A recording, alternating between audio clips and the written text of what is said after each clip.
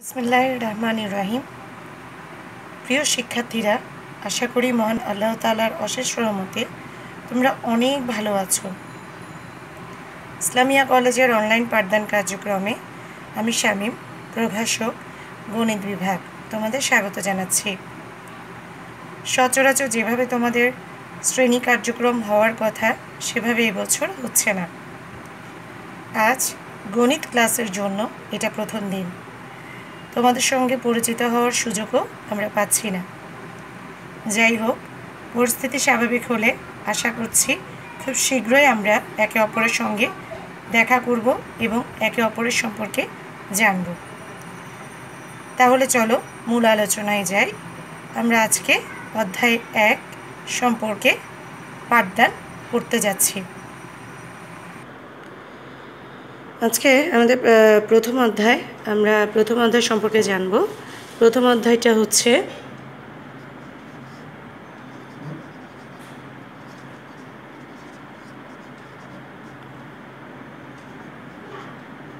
Matrix ও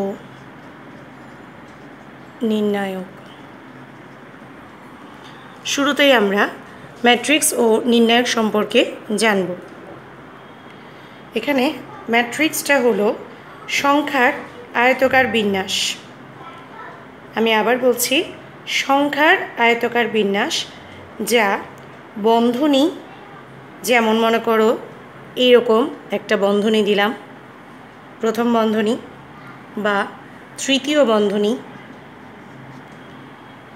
এরকম বন্ধনী দিলাম, অথবা এই জাতীয় বন্ধনী, এই 3 রকমের বন্ধনী দেখালাম, এরকম বন্ধনী দ্বারা আবদ্ধ, অর্থাৎ নির্দিষ্ট গাণিতিক সংগঠন বা অপারেশনে প্রক্রিয়াধীন কতকগুলো রাশিকে আমরা যদি আয়তকার বন্ধনী দ্বারা আবদ্ধ করে সাজিয়ে প্রকাশ করি, তাহলে এটাকে আমরা ম্যাট্রিক্স বলে থাকি। এটার সংজ্ঞাগুলো তোমরা তোমাদের বইতে পাবে, বিভিন্ন স্টাইলে দেয়া আছে এবং যে কোনো একটা সংজ্ঞা তোমরা দিতে পারো। মূল কথাটা হচ্ছে ম্যাট্রিক্স হলো সংখ্যার আয়তকার বন্ধনী, ঠিক আছে, বা বিন্যাস, যা বন্ধনী দ্বারা আসলে আবদ্ধ। এখন আমরা এটার উদাহরণ হিসেবে বেশ কয়েকটা জিনিস তোমাদেরকে দেখাতে পারি। যেমন মনে করো এ দিয়ে লিখতে পারি 1 2 3 4, এইভাবে।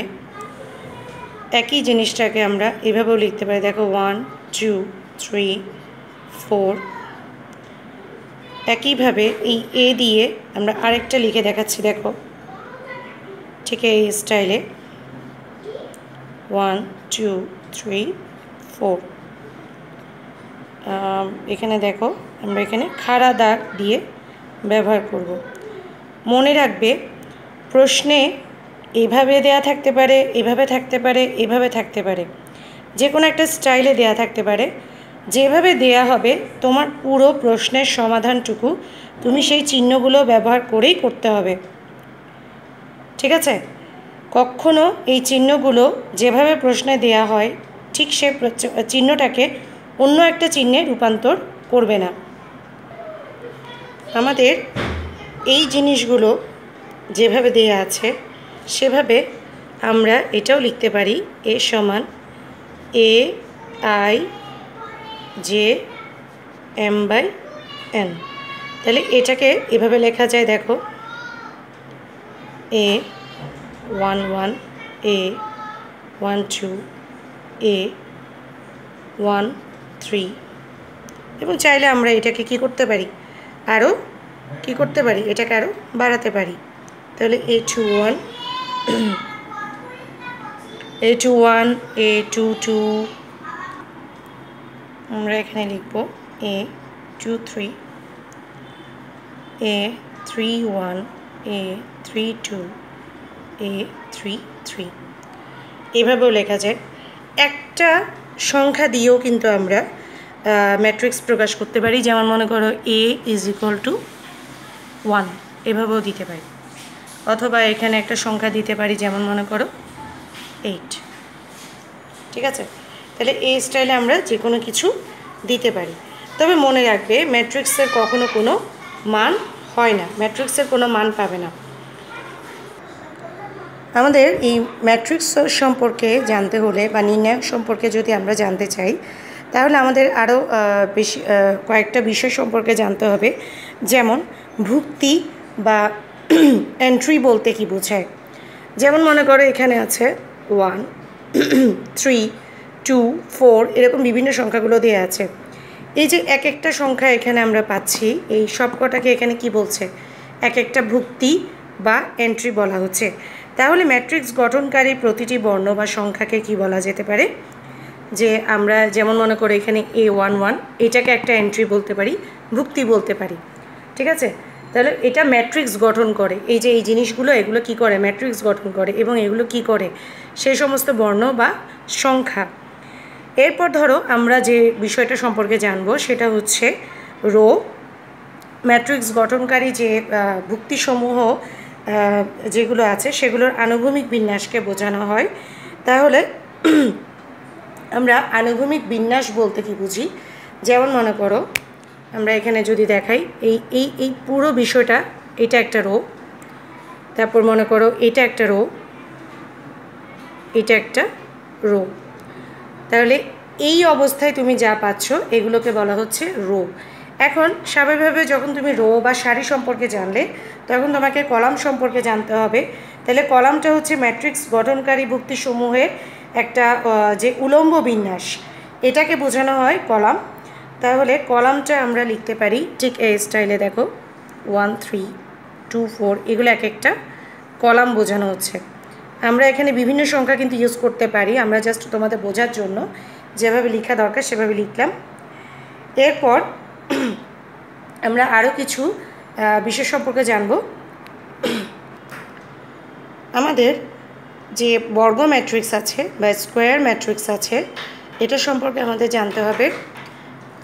আমরা কখন স্কোয়ার ম্যাট্রিক্স বা বর্গ ম্যাট্রিক্সটা পাবো, দেখো যে ম্যাট্রিক্সটার সারি এবং কলাম সংখ্যাটা সমান হয়ে যায়। ঠিক আছে? অর্থাৎ A = AIJ m/n, এটাকে বর্গ ম্যাট্রিক্স বলা হবে। যেমন মনে করে আমরা একটু লিখে দেখাই।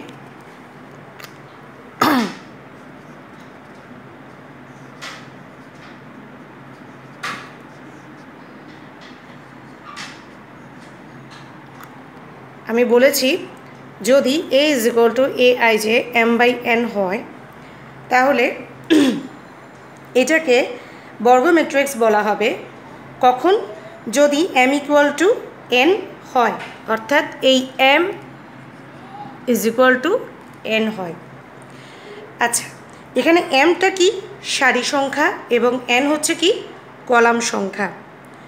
m/n-কে তাহলে একসাথে কি বলা হয়, অর্ডার অফ এ ম্যাট্রিক্স, অথবা কি বলা হয়, ম্যাট্রিক্সের ক্রম। এগুলো বিভিন্নভাবে তোমাদের জানাটা প্রয়োজন। তাহলে m মানে আমরা যেটা জানতে পারলাম সেটা হচ্ছে সারি। ঠিক আছে? আর n মানে হচ্ছে কলাম, এগুলোর সংখ্যা। তাহলে আমরা সারি এবং কলাম সংখ্যা সম্পর্কে জানলাম। এবং এই m/n-কে একত্রে কি বলা হচ্ছে, অর্ডার অফ এ ম্যাট্রিক্স অথবা ম্যাট্রিক্সের ক্রম বলা হচ্ছে। আমরা এখন একটা ম্যাট্রিক্স লিখে দেখাচ্ছি, একটু মনোযোগ দিয়ে দেখো। ধর আমরা লিখলাম 1, 2, 3, 4, 5, 6, 7, 8, আবার 9, 1, 2, 5। এখানে m/n যে সংখ্যাটা হওয়ার কথা, m মানে কত, এখানে সারি, তাহলে কটা আছে, 3টা। তাহলে আমি কত লিখবো এখানে, জাস্ট একটা 3। আর n মানে হচ্ছে কলাম, তাহলে n আছে কটা, 1, 2, 3, 4, 4টা। তাহলে 3/4 লিখলাম। দেখা যাচ্ছে যে এখানে সারি এবং কলাম সমান না, তাহলে সেটা কি তৈরি হলো, আয়তকার ম্যাট্রিক্স বা রেক্ট্যাঙ্গুলার ম্যাট্রিক্স। তাহলে সারি এবং কলাম সংখ্যা সমান না হলে আমরা কি বলবো, আয়তকার ম্যাট্রিক্স বা রেক্ট্যাঙ্গুলার ম্যাট্রিক্স বলবো। এরপর আমরা যে জিনিসটা সম্পর্কে জানব সেটা হচ্ছে কর্ণ ম্যাট্রিক্স বা ডায়াগোনাল ম্যাট্রিক্স। কর্ণ ম্যাট্রিক্স বা ডায়াগোনাল ম্যাট্রিক্স আমরা এই সম্পর্কে জানব। কিন্তু কর্ণ ম্যাট্রিক্সটা জানার আগে যেহেতু আমাদের সংজ্ঞাটা জানবার পূর্বে আমাদের একটা বিষয় কিন্তু জানতে হবে, সেটাকে বলা হয় মুখ্য কর্ণ। তাহলে মুখ্য কর্ণ কী জিনিস এটা আমাদের প্রথমত জানতে হবে। এটা মূলত হচ্ছে কি প্রিন্সিপাল ডায়াগোনাল, তাই তো? তাহলে এখানে এই মুখ্য কর্ণ বলতে কি বোঝায় সেটা হচ্ছে, আমি একটা ম্যাট্রিক্স মনে করো লিখলাম, ধরে নাও সেটা এ, লিখলাম 1 2 3 4 5 6 7 8 9। এখন মনে করো এই ম্যাট্রিক্সের প্রথম যে এন্ট্রিটা আছে, প্রথম রো এর প্রথম এন্ট্রি আর শেষ রো এর শেষ এন্ট্রি, ঠিক আছে? প্রথম রো এর প্রথম এন্ট্রি, শেষ রো এর শেষ এন্ট্রি, সেটা কত কত 1 এবং 9। তাহলে এই অবস্থায় যদি আমরা একটা সরল রেখা অঙ্কন করি, তাহলে দেখো এই যে এই বরাবর একটা আমাদের, ধরো আমরা একটা সরল রেখা অঙ্কন করলাম, তাহলে যেই অবস্থাটা তৈরি হবে সেটা কি হবে, মুখ্য কর্ণ আমরা পাবো। তাহলে আমাদের মুখ্য কর্ণটা কর্ণ ম্যাট্রিক্সে কেন প্রয়োজন? দেখো, যে বর্গ ম্যাট্রিক্সের মুখ্য কর্ণে ভুক্তি আছে এবং অন্য সব ভুক্তি শূন্য হয়ে যায় তাকে কর্ণ ম্যাট্রিক্স বলে বা ডায়াগোনাল ম্যাট্রিক্স বলে। তার মানে হচ্ছে আমরা মুখ্য কর্ণ বরাবর আমরা কি পাচ্ছি, ভুক্তি পাব, আর অন্যান্য যে এন্ট্রিগুলো আছে এগুলো কি হয়ে যাবে বা ভুক্তিগুলো কি হয়ে যাবে, শূন্য হয়ে যাবে। তখন আমরা কর্ণ ম্যাট্রিক্সটা পেয়ে যাচ্ছি। তাহলে আমাদের কি করতে হবে, এগুলো জিরো করতে হবে প্রত্যেকটা। তাহলে আমরা এটাকে জিরো করে নিই। এটা ধরো জিরো, এটাও জিরো, এটা জিরো, এটা জিরো। তাহলে আমরা এই পরিস্থিতিতে যে ম্যাট্রিক্সটা গঠিত হয় সেটাকে বলা হয় ডায়াগোনাল ম্যাট্রিক্স। অর্থাৎ যখন মুখ্য কর্ণ বরাবর আমরা কি পাবো, ভুক্তি পাবো, কিন্তু অন্যান্য যে ভুক্তিগুলো হবে এগুলো জিরো হয়ে যাবে, তখন এটাকে বলা হয় কর্ণ ম্যাট্রিক্স বা ডায়াগোনাল ম্যাট্রিক্স। আমরা এখন যে ডায়াগোনাল ম্যাট্রিক্সটা আমরা শিখলাম, তারপর আমরা শিখব trace of A matrix.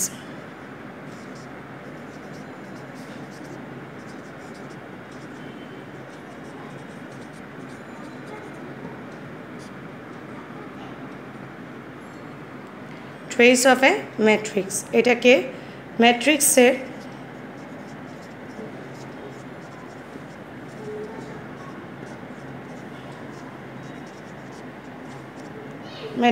Trace বলা হয়। তাহলে প্রধান যে বিষয়টা আমাদের ম্যাট্রিক্সের ট্রেস সম্পর্কে জানতে হলে আমাদের প্রয়োজন হবে সেটা হচ্ছে বর্গ ম্যাট্রিক্স।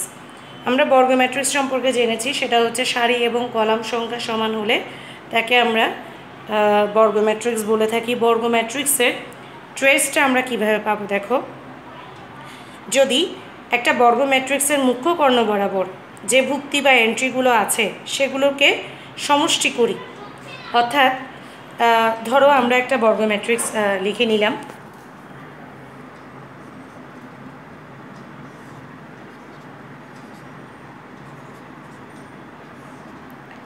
এটা লিখলাম।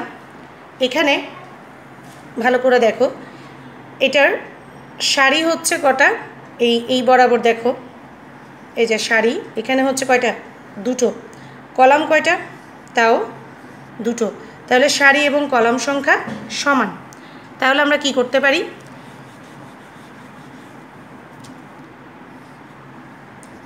1 2 3 এবং 4।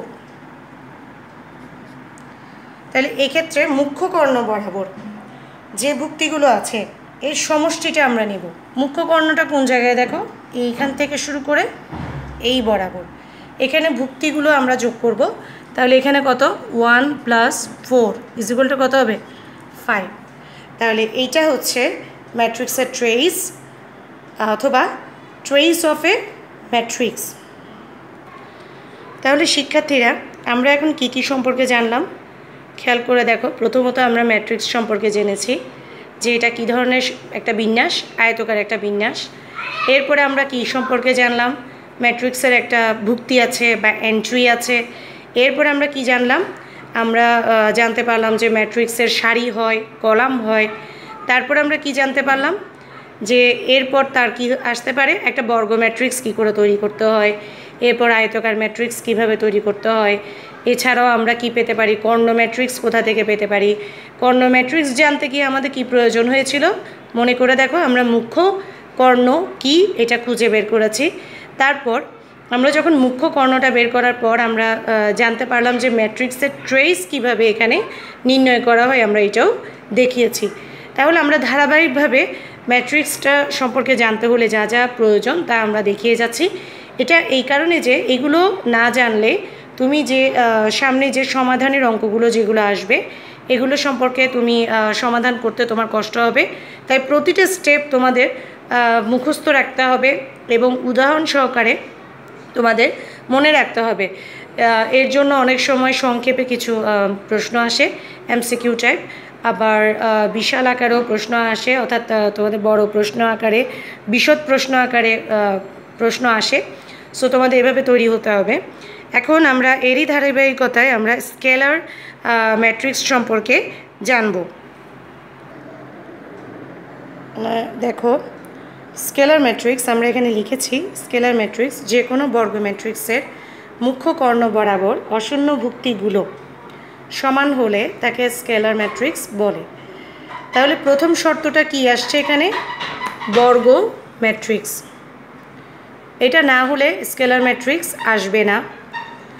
মুখ্য কর্ণ, আমরা মুখ্য কর্ণ সম্পর্কে জেনেছি। তাহলে প্রথম শর্তটা হচ্ছে যে কোনো বর্গ ম্যাট্রিক্স হতে হবে। ম্যাট্রিক্স যদি বর্গকার না হয় তাহলে স্কেলার ম্যাট্রিক্স এখানে গঠিত হবে না। তারপর মুখ্য কর্ণ বরাবর অশূন্য ভুক্তি, এখানে কোনো শূন্য ভুক্তি আসতে পারবে না। মুখ্য কর্ণে কী থাকতে পারবে না, শূন্য থাকতে পারবে না। তাহলে অশূন্য ভুক্তিগুলো সমান হয়ে গেলে তাকে স্কেলার ম্যাট্রিক্স বলে। তাহলে আমরা যদি এ লিখি এভাবে,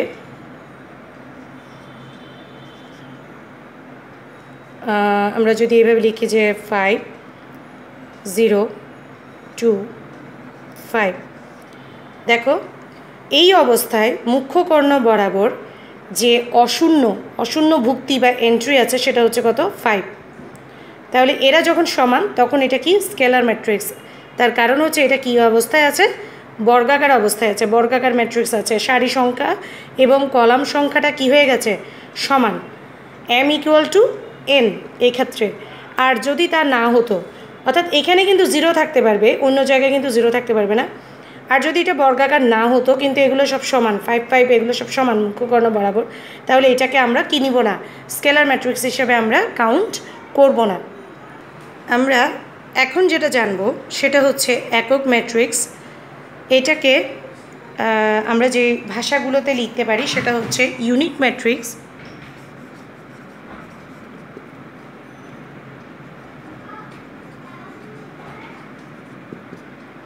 অর্থাৎ ইউনিট ম্যাট্রিক্স আকারে লিখতে পারি। এছাড়াও আমরা এটাকে আরও কিছু নামকরণ করতে পারি, সেটা হচ্ছে অভেদক বা আইডেন্টিটি ম্যাট্রিক্স। তাহলে আমরা লিখতে পারি অভেদক বা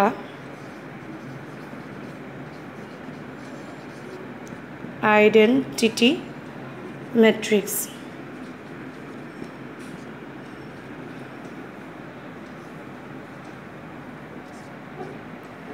সব একই ভাষা, একক ম্যাট্রিক্স বা ইউনিট ম্যাট্রিক্স, অভেদক বা আইডেন্টিটি ম্যাট্রিক্স আকারে আমরা এটাকে বলতে পারি।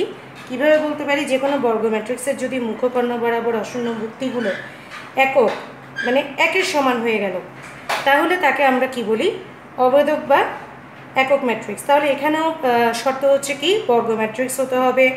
এছাড়া কি হতে হবে, মুখ্য কর্ণ বরাবর অশূন্য ভুক্তি, মানে কি হতে পারবে না, মুখ্য কর্ণ বরাবর কোনো শূন্য ভুক্তি আসতে পারবে না। এবং এগুলো কী হতে হবে, সব একের সমান হয়ে যাবে, তখন এটাকে বলা হয় অভেদক বা আইডেন্টিটি বা ইউনিট বা একক ম্যাট্রিক্স।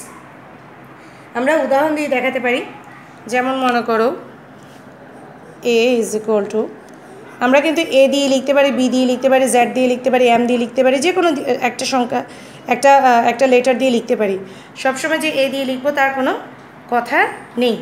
দেখো আমরা সবখানে মুখ্য কর্ণ বরাবর সবখানে যদি 1 1 1 বসিয়ে দিই আর বাকিগুলো যদি 0 0 বসিয়ে দিই, তাহলে একটা বর্গাকার ম্যাট্রিক্স তো গঠিত হলো, যেহেতু m ইকুয়াল টু n। এছাড়াও কি হচ্ছে, মুখ্য কর্ণ বরাবর অশূন্য ভুক্তি এসেছে, মুখ্য কর্ণ বরাবর কোনো শূন্য ভুক্তি নেই, ঠিক আছে। তাহলে একইভাবে এখানে দেখো এইটাকে বলা হচ্ছে মুখ্য কর্ণ, এখানে কোনো শূন্য ভুক্তি নেই এবং সবগুলো কি হয়ে গেছে, একের সমান হয়ে গেছে। তাহলে এটাকেই আমরা কি বলছি, একক ম্যাট্রিক্স বা অভেদক বা আইডেন্টিটি ম্যাট্রিক্স। তাহলে আজকে আমরা এখন কি দেখলাম, যে সকল একক ম্যাট্রিক্স স্কেলার ম্যাট্রিক্স হয়, কিন্তু সকলে স্কেলার ম্যাট্রিক্সটা কখনো একক ম্যাট্রিক্স হয় না। একক ম্যাট্রিক্সটা কিন্তু কি করে, স্কেলার ম্যাট্রিক্সের শর্ত পূরণ করলেও কিন্তু স্কেলার ম্যাট্রিক্স কখনো কি করতে পারে না, একক ম্যাট্রিক্সের শর্ত পূরণ করতে পারে না। আশা করছি যে আলোচনাগুলো আজকে আমরা তোমাদেরকে করলাম, যেগুলো জানালাম, এগুলো তোমরা ভালো করে মুখস্থ করবে এবং শিখবে, চর্চা করবে। এবং এর পরবর্তী ভিডিওগুলো যখন তোমাদের রুটিন অনুসারে আসবে, তোমাদের কিছু আলোচনা আরও করতে হবে। এরপর গিয়ে আমরা সমাধানের অঙ্কগুলো তোমাদেরকে দেখাতে পারবো। তো সে পর্যন্ত তোমরা একটু মূল বইটা একটু ভালো করে দেখবে, পড়বে এবং মনোযোগ দিয়ে পড়বে, স্বাস্থ্যবিধি মেনে চলবে। আশা করি খুব শীঘ্র তোমাদের সঙ্গে দেখা হবে ইনশাআল্লাহ। আল্লাহ হাফেজ, সে পর্যন্ত ভালো থেকো। আল্লাহ হাফেজ।